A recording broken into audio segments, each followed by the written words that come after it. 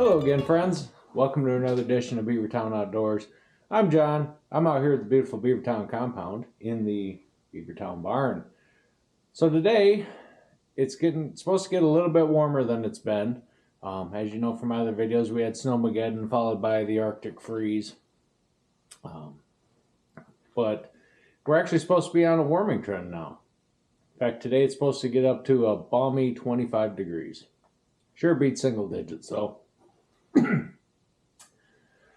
So today I'm going to try to get the wood yard cleaned out a little bit with the Branson 2515 tractor. Probably not going to snow blow.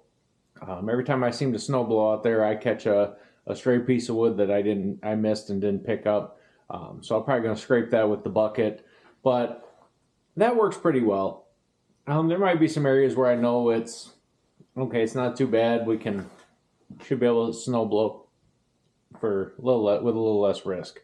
But before I do that, because it's been so cold, I do have the Branson plugged in to the block heater, but I'm going to I'm actually get a fire going here in the barn, try to warm it up a little bit. One, try to get the hydraulics to warm up a little bit before I get going, and two, to have someplace warm nearby so that I can come in and warm up, because I joke that it's a balmy 25 degrees, but 25 degrees still can get pretty chilly when you're out on an open cab tractor for a while. So we're going to get the barn warmed up here a little bit. Hopefully at least to the point you stop seeing my breath here in the camera, and we'll go from there. So stay tuned.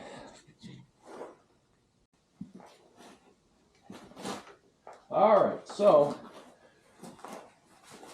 had a couple of fires already going in here this year. Actually in the last couple of weeks here, and haven't had a chance to clean any of the ashes out. So I'm gonna do that here real quick before I actually try to light this thing. And if you're not too familiar with these stoves, this is a 1970s vintage Franklin wood stove. It does really well for heat. It's probably not the most efficient thing in the world, but it does the job. It does well enough for in the barn. I don't think I would have this in my house, just because, it doesn't, one, it's not very efficient, and two, it can be kind of hard to, damper it down. It's not one that you're going to load up and then be able to leave it for the night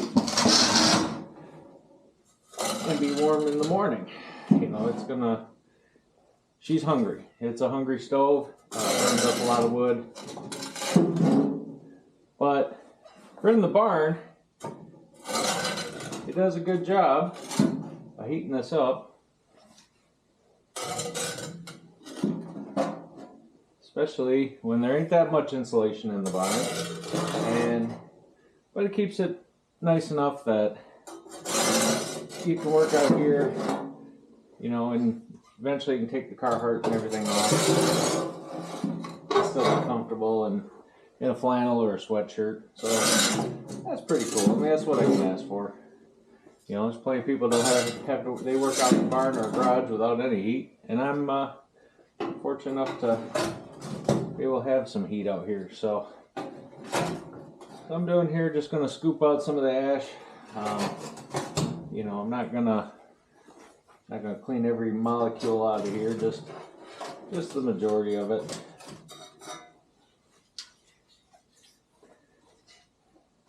Just enough to make sure we're getting a good burn going. Don't get ash in the way of the air channel.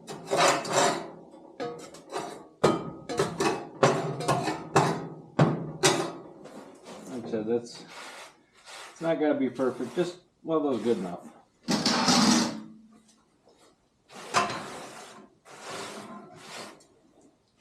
I did recently redo the chimney on this. I did have this neck down. I'm sure some people will comment and say, never do that. Yeah, it worked. I had to neck down. This stove is designed around an 8-inch chimney, and I had it necked down to 6, because that's what was on the bar. And sometimes we just make do with what we got, with the hope of making it better later. So, well, that's that. So now we're gonna prep up to get an actual fire going in here. One of the things we do, oops, let's get this pointed back down here. There we go. So what's neat about this stove is this lever here is built-in damper, which is pretty cool, because you, instead of having to have a separate damper, you just have this, and the setting here, you can go all the way in here and hook it, and that'll close it completely off.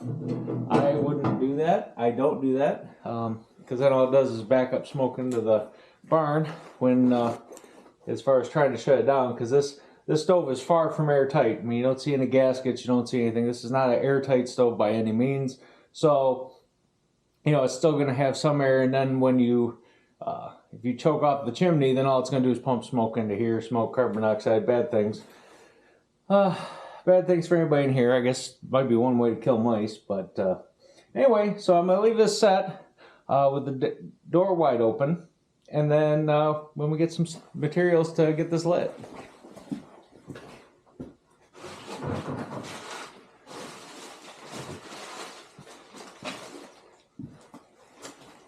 So I don't know how many of you get like Amazon packages. A lot of people, I think everybody does now. But sometimes they send in these wads of this paper here. They use it as a packing material. It's not waxed, it's not anything, but man, this makes a killer fire starter. I've been using this now for the last 2 years, and it works really good. But I think what I'm gonna do is get a couple of flat, wide pieces of kindling here. Put up underneath here.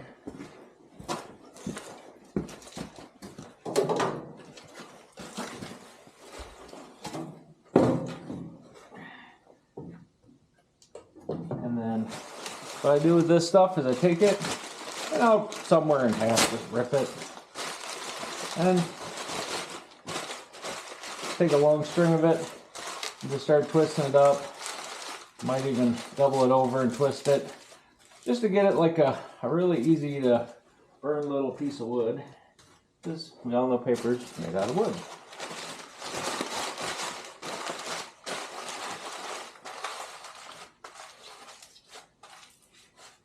Just throw a couple of these in here like that. And then one other thing I use, I'll get one here, are these, and I'm not sponsored by these, but these are these nice Safelite fire starter squares. And these work really good. You know, you just break one off, you put it down there, and once you light these, they stay lit for a little while, and they work good. You know, paper, cardboard, stuff like that, you know, you can get that going, but then, you know, sometimes if you're, I don't know, if you're having a draft issue or if you're having whatnot, you know, sometimes it doesn't quite, fire doesn't quite take off, and you burned out the paper, and now you got to start all over and repack it. Where use these, there'll at least be this little spot here will still have a pretty good fire going.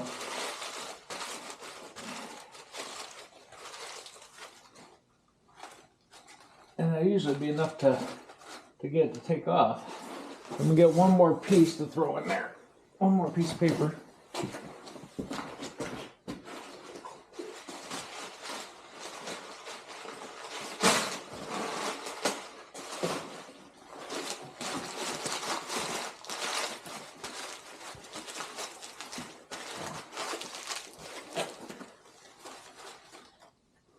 All right, then we just take some of our normal kindling here, throw it right on top of the paper.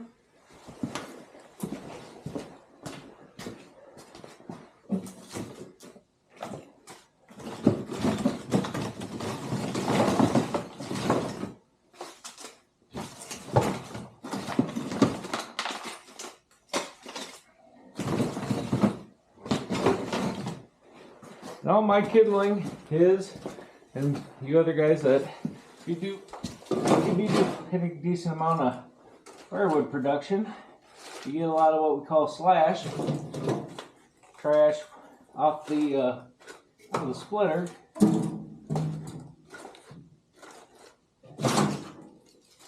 And that, you let it dry a little while, makes great kindling.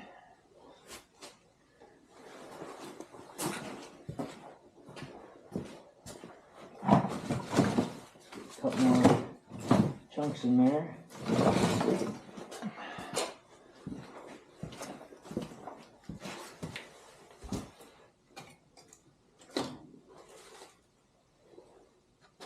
Throw this little chunk of ash in here, piece of bark, just for giggles. All right, so we got that, and then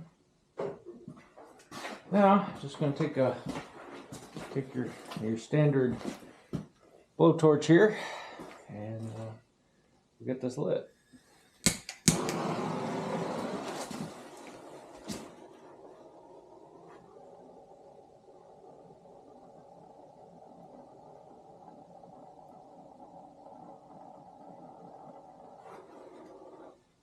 That's that. Now we get that little square going.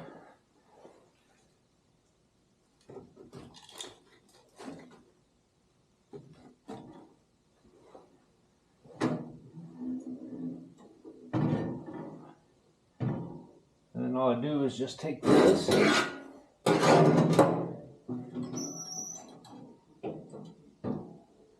kind of leave it open. Actually, remember to open my air vents before we get too far into it.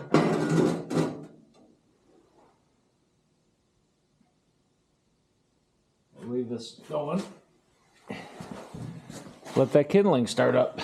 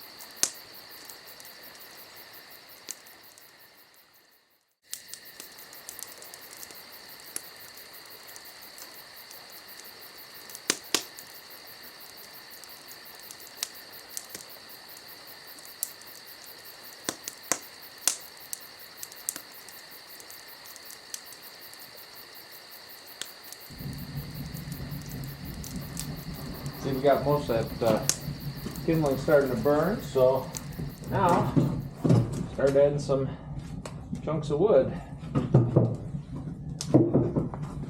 Try to put some smaller stuff down at the bottom. A couple pieces in here.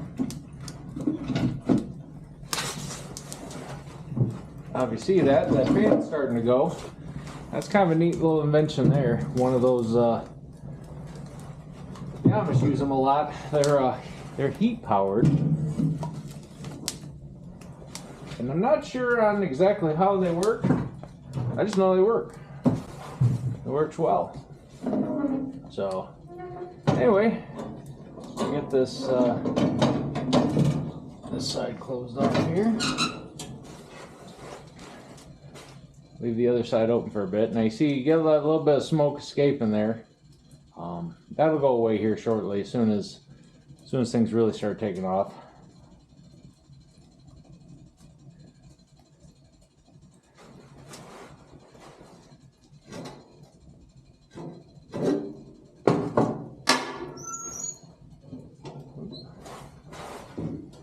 And then just close this up. I'm gonna let that burn with the damper wide open for a little while. until she really gets going. And then kind of close the damper. When I add some more wood, I'll close the damper off and we should be good to go. And it should start heating this place up.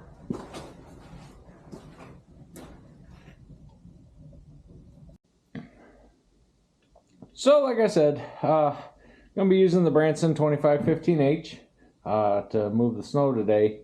But with all the cold and everything, I haven't run this. I try not to run this when we're down in the deep freeze in the single digits and below zero, unless I have to. You know, if we get a big snow, I'm going to do what I got to do to get the driveway cleared out. But since it's been a while, what I've done is these tractors, which are pretty cool. I had to add one on my last, but this one came with it. They come with this thing down here, which is a block heater. If you live in the north,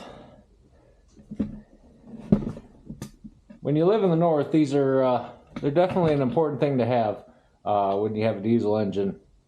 You know, cold climates, diesel engines work great, but they're hard to get going when it's really cold, and it's pretty hard on them. You know, they're designed with a lot of longevity in mind. They're very tough, but cold's not always their friend. So what the block heater does is that heats up the coolant and the oil, basically heats up the engine, not to full operating temperature, but it gets it, I think, to like 150 degrees, something like that, if you leave it plugged in for a couple hours, which I did. I came out here this morning, plugged it in to get a good start on getting it heated up, because like I said, it's been very cold.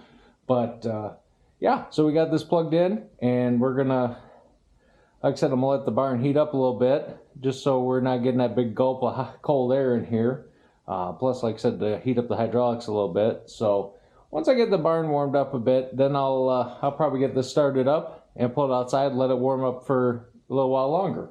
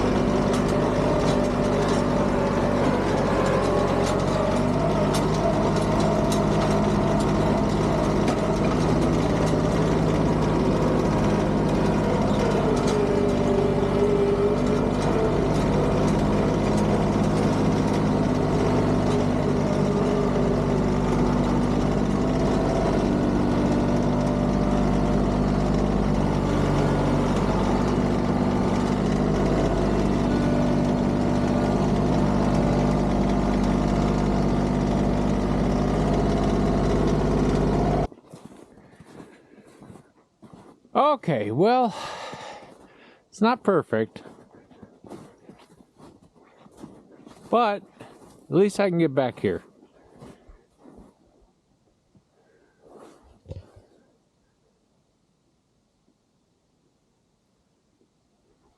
We got a good amount of this cleared out.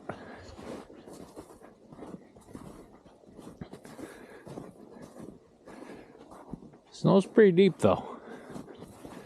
At least we can walk back here now.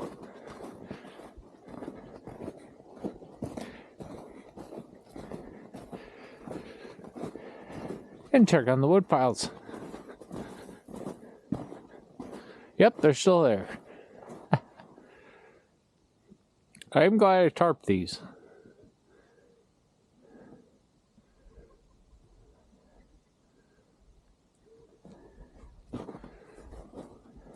Yeah, everything is still there, and we're good.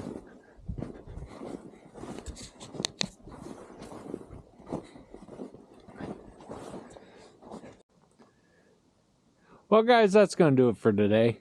I'm going to go in and get back warm, and we did a little bit out here. Broke up a little bit of the cabin fever, being stuck inside for the last couple of days with this bitter cold. But yeah, at least got some paths back to the wood yard, and it's supposed to thaw out here for the next week, so hopefully this'll help.